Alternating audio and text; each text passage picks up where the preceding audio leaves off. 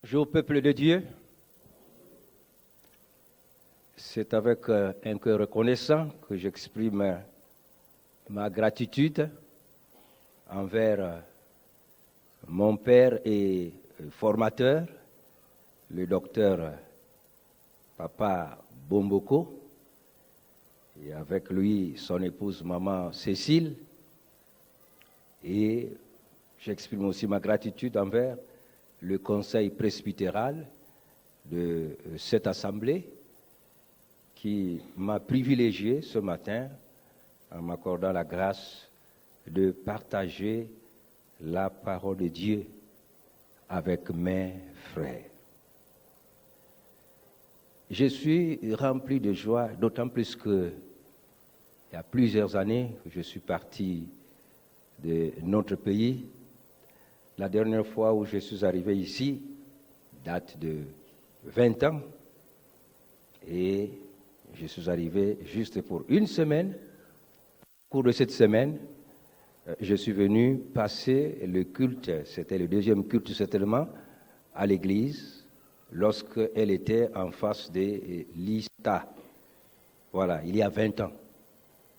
Donc j'étais là un dimanche au deuxième culte, mais j'étais assis. Voilà, gloire à Dieu.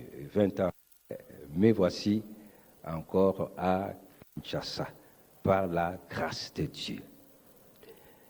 Je suis parti au Gabon depuis 1987, et je suis parti aux études d'aviation civile.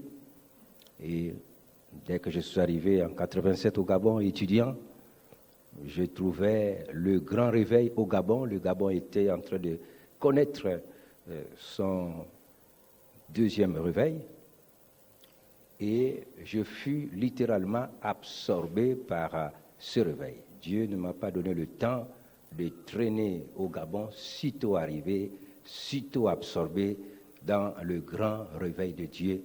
Et je suis né de nouveau la même année, en 87. Et voilà, j'ai passé toute ma vie, gloire à Dieu, dans le Gabon, entre les mains du Dieu vivant. Et donc, après les études, le Seigneur m'a appelé au service de Dieu. Voilà. J'ai juste travaillé 3 ans. Après 3 ans de travail, Dieu m'appela pour le service de Dieu. Et à partir de ce moment-là, l'Église des Assemblées de Dieu m'envoya en Angleterre, à l'Institut biblique, là où notre patriarche, Papa Verneau, n'est-ce pas, avait également étudié. Dans la même école où je suis allé, n'est-ce pas, en formation biblique et pastorale. Ensuite, par la grâce de Dieu, l'Église avait reconnu le don que le Seigneur avait placé à moi et l'Église m'a envoyé pour faire plusieurs formations, voilà, à Lomé, en Afrique du Sud, à Cape Town et à Singapour. J'ai fait plusieurs études, plusieurs formations par la grâce de Dieu, parce que l'Église avait reconnu, n'est-ce pas, le don que Dieu avait placé dans ma vie. Et je bénis le Seigneur. Et aujourd'hui, je suis fier de prêcher la parole dans l'église de mon formateur. Voilà, Papa Bomboko est mon formateur. Gloire à Dieu. Notre message, donc, s'intitule « Être repositionné par le Dieu qui change le protocole ». Avec son sous-thème, quelques principes à considérer pour pouvoir naviguer avec le Dieu qui change le protocole et qui peut changer le protocole en votre faveur.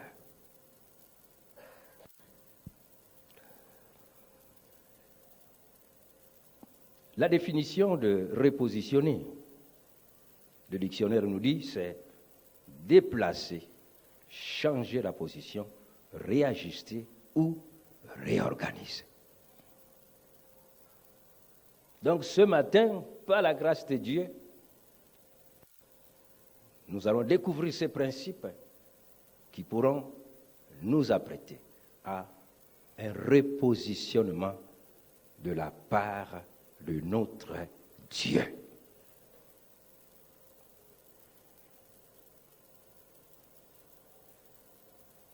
Gloire à Dieu. Certaines personnes, telles que Joseph, Esther, Daniel, Moïse, Pierre et Paul, bien sûr que cette liste n'est pas exhaustive, ont été repositionnés à des postes ou fonctions stratégiques afin de manifester les desseins de Dieu dans leur vie et dans leur génération. Positionnement par Dieu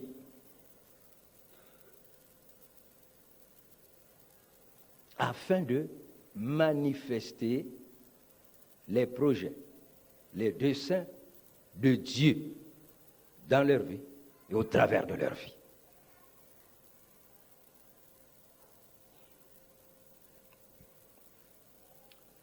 En parcourant quelques passages bibliques, nous allons considérer quelques principes importants qui préparent les hommes et les femmes à un repositionnement divin pour manifester les projets de Dieu dans notre pays, je dirais la RDC, dans notre sous-région de l'Afrique centrale, en Afrique, en Asie, en Europe, en Océanie, dans notre génération.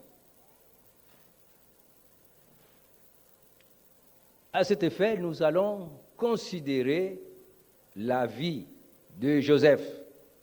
À partir de la vie de Joseph, appuyé par d'autres passages de l'Écriture, nous allons mettre à notre disposition au moins 5 principes qui nous aideront ou qui permettront à Dieu de nous repositionner. Nous lirons donc dans Genèse au chapitre 45, pour commencer, Genèse 45, les versets 7 à 9.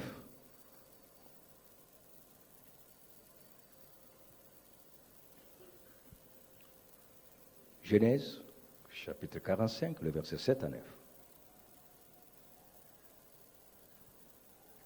Dieu m'a envoyé devant vous pour faire subsister dans le pays et pour vous faire vivre par une grande délivrance.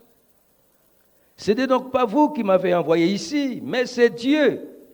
Il m'a établi père de Pharaon, maître de toute sa maison et gouverneur de tous les pays d'Égypte.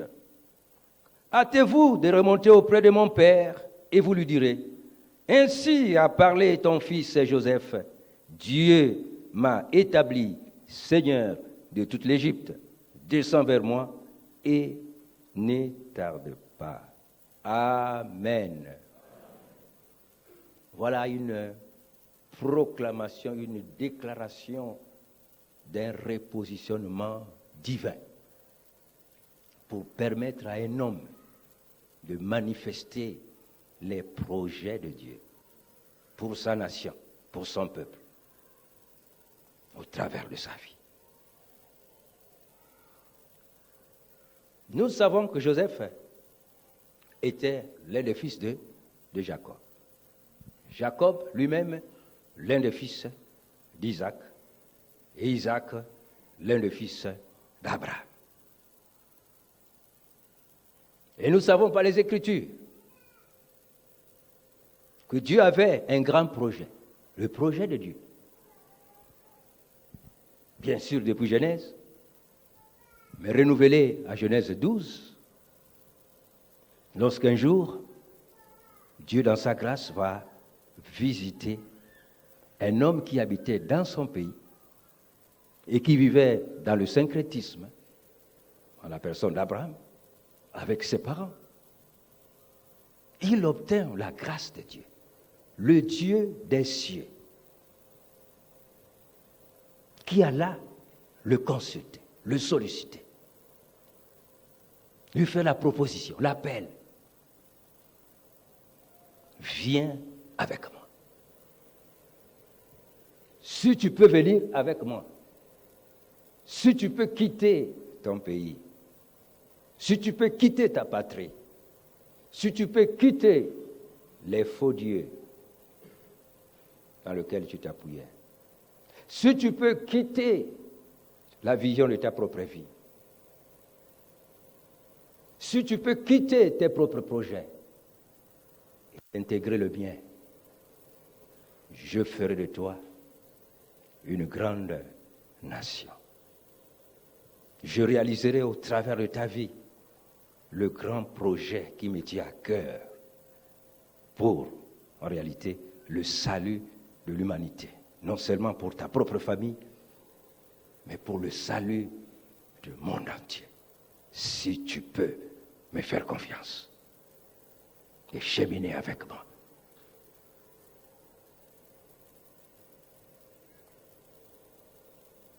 Dieu merci pour Abraham. Il a accepté l'offre de Dieu, l'appel de Dieu. Il a pris le courage, la décision, la détermination de quitter sa patrie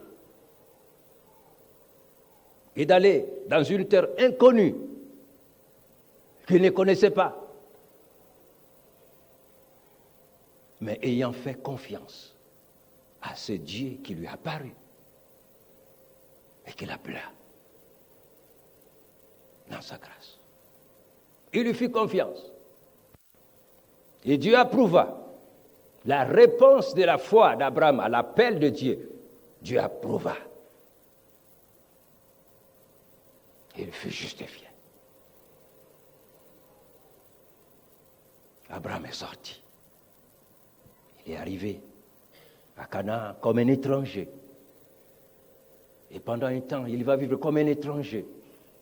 Mais le Dieu qui lui a apparu a continué à lui apparaître pour lui donner des instructions, lui accorder l'assurance de sa présence, de son soutien, de son engagement à marcher avec lui et à l'aider à manifester les projets de Dieu pour lui, pour sa nation et pour l'humanité.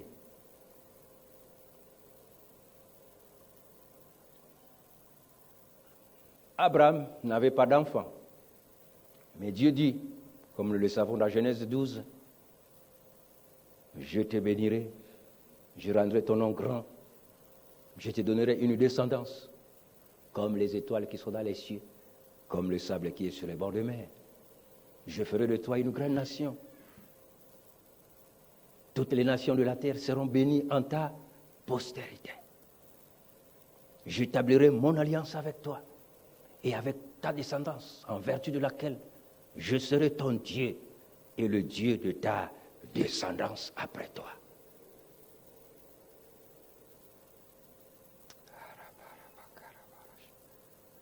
Abraham marcha avec ses dieux malgré ses faiblesses. Il a marché avec Dieu. Il a eu Ismaël. Dans ce moment d'attente de la réalisation des projets de Dieu, de l'appel, des promesses faites. Et pour la réalisation, il y a un temps qui s'est écoulé. Et là, en tant qu'homme, Abraham a-t-il douté? Son épouse a-t-elle douté? Mais toutefois, l'épouse proposa à Abraham de trouver des solutions palliatives à la promesse de Dieu. Ismaël est né d'Agar, comme la Bible nous le dit, mais ce n'était pas la volonté parfaite de Dieu, volonté permissive. Mais Dieu tint sa promesse, au temps marqué, au temps fixé par le calendrier de Dieu. Dieu visita le couple Abraham et Sarah. Elle put concevoir et donner naissance à l'héritier des promesses de Dieu. Isaac est né. Isaac est rentré dans l'alliance avec Dieu. Dieu se révéla à lui pour lui rappeler l'alliance qu'il a faite avec son père Abraham. Tu es entré dans cette alliance. Tu as été circoncis le 8e jour comme signe de l'entrée, la confirmation de cette alliance. Tu m'appartiens. Tu fais partie de mon peuple. Tu es rentré dans mon projet au travers de ton père. Marche en considérant la réalité de l'alliance dans laquelle tu es entré au travers de ton père, Abraham. Isaac eut 2 enfants, les jumeaux, Ésaü et Jacob. Ésaü fut disqualifié, ce qui n'a pas marché dans les termes de l'alliance avec Dieu. Jacob a continué avec l'héritage spirituel.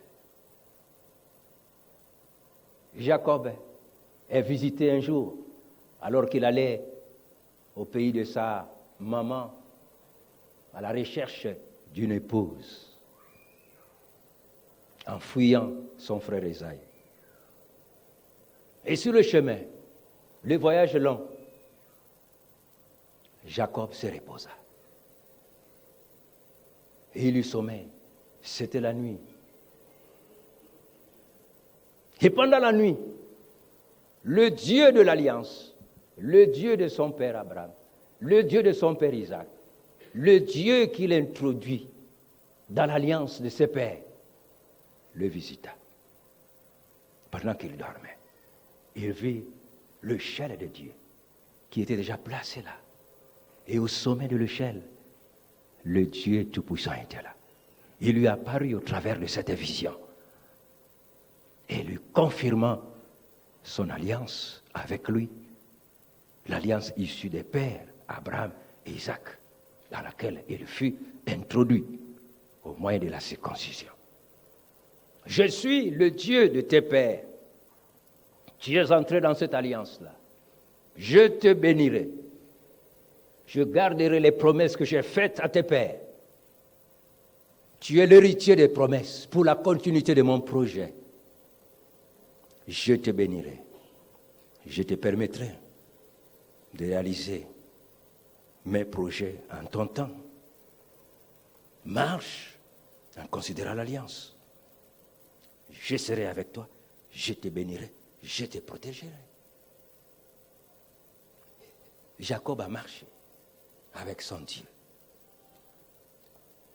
Il a fait 12 enfants avec Dina, la fille. 12 garçons ont formé le peuple d'Israël. Ce peuple-là, à un moment donné, va se retrouver en Égypte.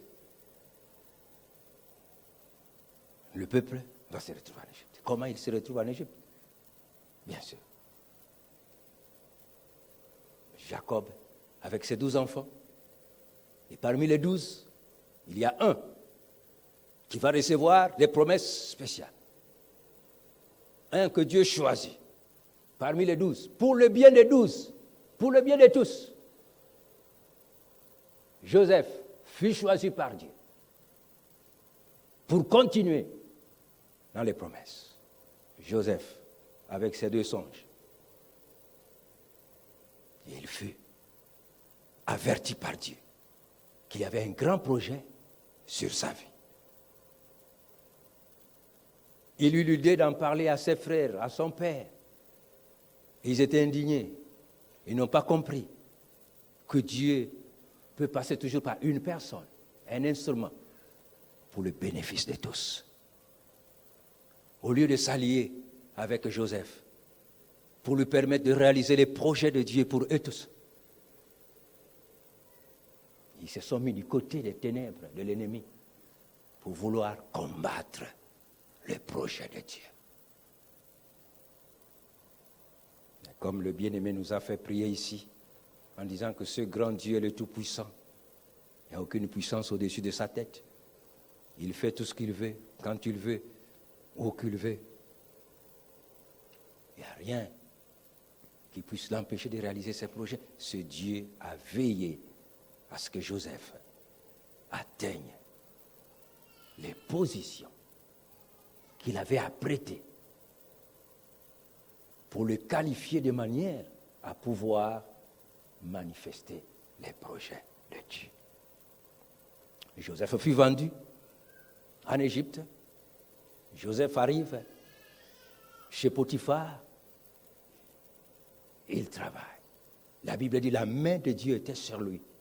Et Dieu accordait le succès dans cette entreprise. Joseph est gardé dans la fidélité. Le diable passa par là pour le tenter. Il préféra la mort plutôt qu'à la trahison. Joseph est encore enfermé dans la prison royale, sans l'espoir d'en sortir. Et là encore dans la prison, la main de Dieu tomba sur Joseph. Et Dieu lui accorda le succès dans tout ce qu'il faisait.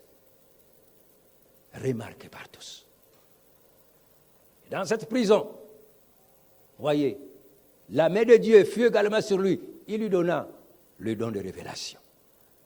Et au travers de ce don de révélation, Joseph a pu expliquer le songe à 2 des prisonniers, des officiers du roi d'Égypte qui étaient avec lui.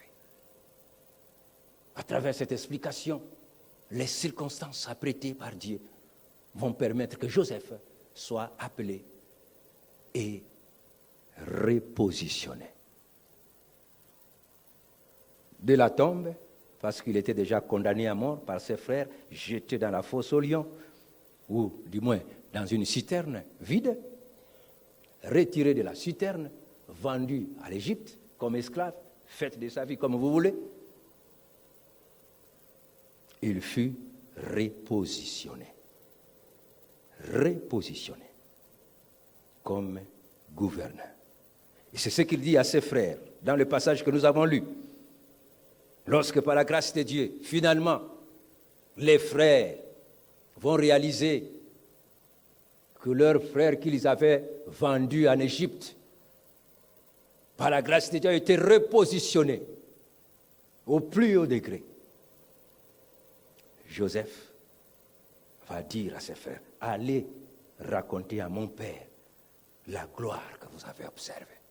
Comment je suis devenu le père de Pharaon, maître de sa maison et gouverneur de toute l'Égypte.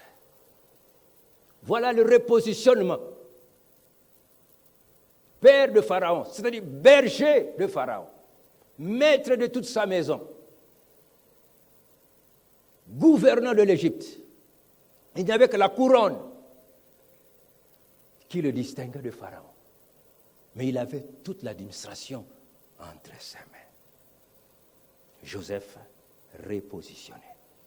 Et au travers de ce positionnement, voyez comme il dit, Dieu m'a envoyé devant vous pour sauver et pour vous délivrer de la famine qui régnait à cette époque-là. Joseph accomplit le dessein de Dieu pour sa vie. Et au soir de sa vie, il ne perd pas la foi à ce grand Dieu. Lorsqu'il va fermer les yeux, il va faire jurer à son peuple. Le grand Dieu de Tout-Puissant qui a ce grand projet de la rédemption vous visitera. Il ne vous laissera pas éternellement ici en Égypte. Il viendra et vous sortira de cette nation. Quand cela s'accomplira, ne me laissez pas ici là. Emportez-moi en Israël. Enterrez-moi en Israël, parce que ce Dieu est tout puissant. Il nous sortira et moi je sortirai avec vous, même au travers de mes os. Il mourut dans la foi en ce Dieu. À partir de là, nous pouvons donc découvrir les 5 principes qui ont permis à Dieu de repositionner Joseph et de lui permettre de réaliser les projets de Dieu. Une partie des projets de Dieu, parce que c'est dans une ligne de temps. Joseph a été tiré à un moment donné à réaliser les projets. Il a passé le bâton à une autre génération. 5 principes. Le premier, c'est le principe de l'engagement à l'alliance de vie. Joseph était dans une alliance de vie avec Dieu. Joseph n'était pas libre comme nous pouvons le dire. Joseph appartenait à Dieu au moyen de l'alliance que Dieu avait tissée avec Abraham, avec Isaac, renouvelée en sa personne au travers de la circoncision, le signe de l'entrée ou de la confirmation de l'alliance.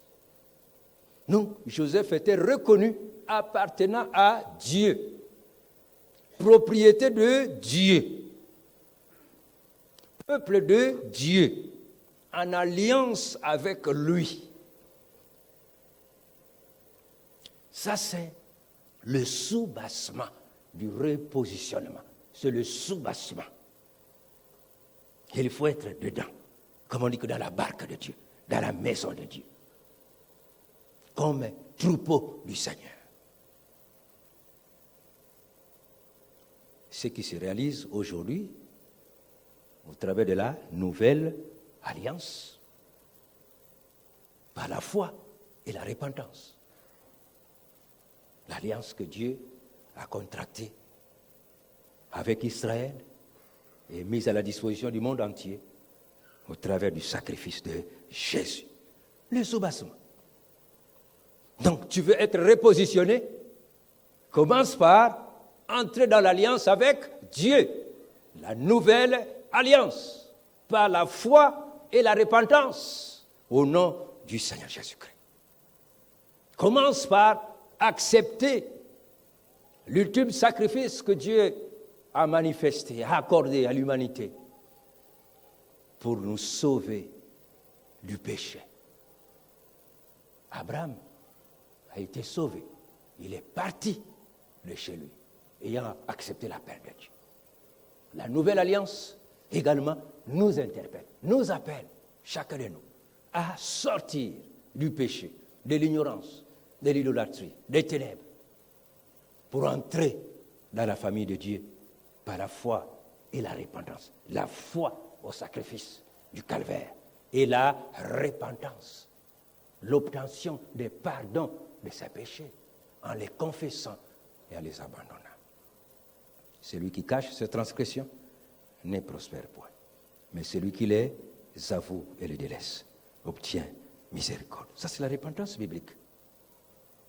Confession, abandon. Dans les Actes des Apôtres, au chapitre 19, le verset 18 à 20, par exemple, la parole de Dieu parle de ce soubassement. Paul prêcha la parole à Éphèse, proclamant la bonne nouvelle, l'appel à entrer dans une nouvelle alliance avec Dieu. Et la réponse des Éphésiens, ceux qui avaient cru, ceux qui avaient dit oui, ceux qui avaient accepté de rentrer dans cette alliance, venaient déclarer, confesser ce qu'ils avaient fait. Et un certain nombre, ayant exercé les arts magiques, ayant apporté leurs livres, les brûlèrent devant tout le monde, en estimant la valeur à 50 000 cycles d'argent. C'est ainsi que la parole du Seigneur croissait en puissance et en force. C'était l'entrée dans l'alliance. Gloire à Dieu. Ça, c'est le principe. Est-ce que tu es dans l'alliance avec Dieu? Est-ce que tu es né de nouveau? Est-ce que tu es dans la famille de Dieu? Est-ce que tu peux dire à Dieu avec foi, tu es mon Père? Est-ce que Dieu te reconnaît comme un fils et une fille légitime dans la foi en Jésus-Christ? Deuxième principe, c'est le principe de l'engagement à la consécration et à la sanctification. Vous voyez, Joseph était engagé dans la sanctification, dans la consécration. Joseph avait consacré toute sa vie à Dieu. Il avait retiré sa vie de la transaction du péché. Il a marché en respectant Dieu, en considérant l'éthique chrétienne. Il a fui l'impudicité. Il a fui l'idolâtrie. Il a fui la corruption. Il a fui le mensonge. Il s'est consacré à Dieu. Il a donné toute sa vie à Dieu. Et il fut éprouvé. Son éthique fut éprouvée. Mais il préféra la mort qu'à la trahison. La femme de Potiphar l'a tenté et a menti sur sa vie. Les mains innocentes, il fut condamné à la prison parce qu'il a refusé de trahir sa consécration et sa sanctification à Dieu. Es-tu consacré? Es-tu sanctifié? Es-tu engagé à la consécration, à la sanctification? Troisième principe, c'est le principe de l'engagement à la préparation avant l'exposition. Préparer avant d'être exposé. Repositionner. Être préparé. La Bible nous dit, Joseph a été préparé au travers des épreuves de la prison, chez Potiphar, à la prison. Il était préparé comme un grand administrateur. Il gérait les hommes à la prison. Il était responsable à la prison. Il était chef même dans la prison. Préparé avant de gouverner toute l'Égypte. Moïse a été préparé pendant 80 ans avant de sortir le peuple de Dieu, avant de devenir le gouverneur du peuple de Dieu, le berger, pour le sortir de l'Égypte. 80 ans. 40 ans chez Pharaon et 40 ans chez Jéthro, son beau-père. Il faut accepter le processus de la préparation. Il y en a qui veulent devenir grands, n'est-ce pas, en un clin d'œil, comme le fast-food. Ils ne passent pas par le processus de la préparation. Même Jésus-Christ a préparé ses disciples pendant 3 ans, n'est-ce pas? Voilà. Ne commencez pas le travail. Recevez le training, recevez l'équipement, leur dira Jésus. Quatrième principe, c'est le principe de l'engagement avec Dieu dans la mission et dans toutes les entreprises. Dans toutes les entreprises, études et autres activités. S'engager. Proverbe, chapitre 3, versets 5 et 6. Proverbe. La Bible dit, reconnais-le dans toutes tes voies. N'est-ce pas? Ne sois pas sage à tes propres. Reconnais-le dans toutes tes voies. Considère-le. Applique l'éthique biblique dans toutes tes voies. Ne chemine pas seul. Marche avec Dieu. Considère Dieu. Considère. Ne l'abandonne pas. Ne dis pas que non, je fais le projet pour aller en Europe, alors je ne le fais pas avec Dieu, je l'abandonne. Voilà, tout chemin mène à Rome, tout chemin mène à Paris. Non. Principe. Et le dernier principe, c'est le principe de l'engagement à vivre par la foi en Dieu et en sa grande puissance. La prière qui a été faite ce matin était dans cette ligne, le bien-aimé qui nous a fait prier ici. Voilà. Joseph croyait à la puissance de Dieu, la puissance de sortir le peuple de l'Égypte. C'est pourquoi il a demandé, ne me laissez pas en Égypte. Dieu est tout puissant, il vous sortira. Et après 430 ans d'esclavage en Égypte, Dieu tout puissant est sorti pour amener son peuple à la terre promise. Dieu dira à Israël dans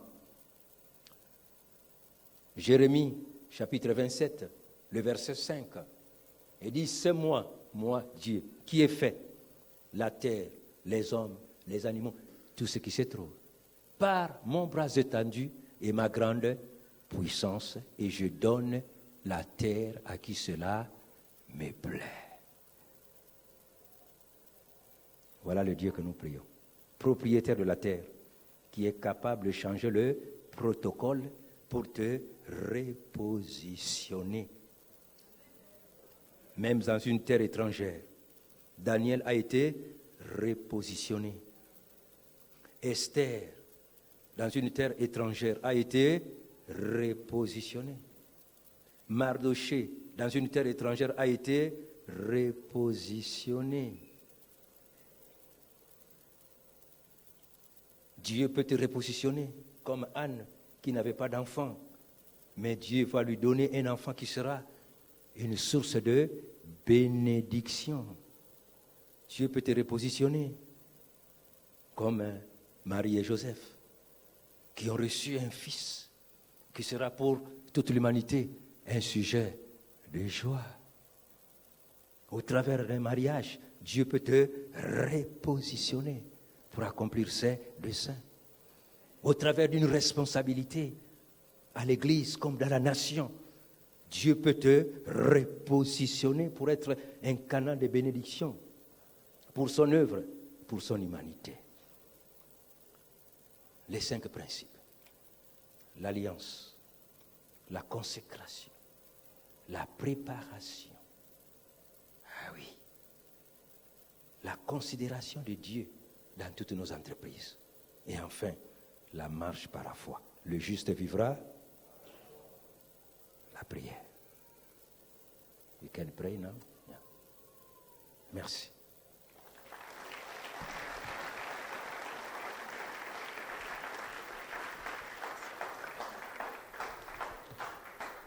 Gloire au Seigneur. Dieu nous a parlé. Est-ce que nous pouvons courber notre tête en prière, s'il vous plaît? Dieu nous a parlé. Dieu veut repositionner quelqu'un ce matin. On nous a parlé, on nous a adressé l'histoire depuis Abraham jusqu'à Joseph. Comment est-ce que ces gens sont passés par des moments difficiles? C'était pour atteindre le but de Dieu. C'est pour que Dieu les repositionne. Il y en a qui ont connu des injustices, comme Joseph. Finalement, Dieu l'a positionné. Dieu veut te donner une position. On nous a dit, les sous-bassements, les fondements de tout, c'est d'entrer dans l'alliance avec Dieu. C'est de donner sa vie à Jésus-Christ. Et si tu as déjà donné ta vie à Jésus-Christ, c'est de marcher dans la consécration, dans la sanctification.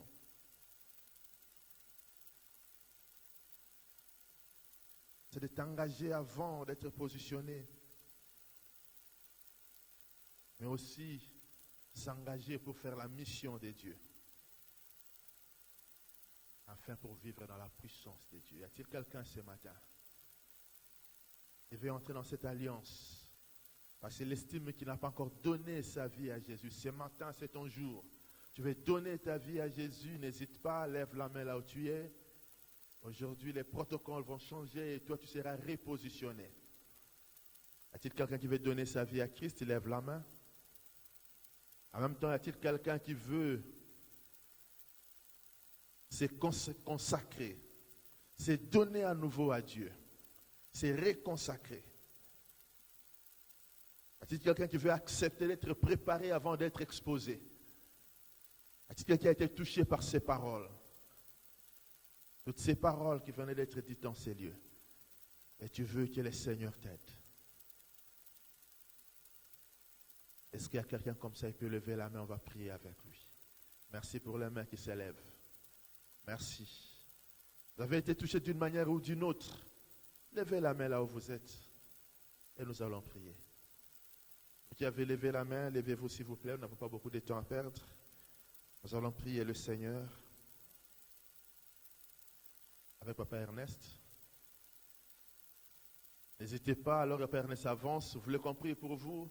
Manifestez-vous, mettez-vous debout et on va prier pour vous. Et la grâce de Dieu va vous couvrir.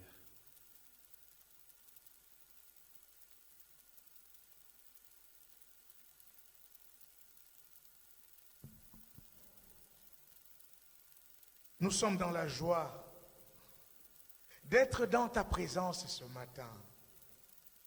Oui, tu es au milieu de nous et nous sentons ta présence parce que ta parole est sortie pour nous introduire dans l'alliance.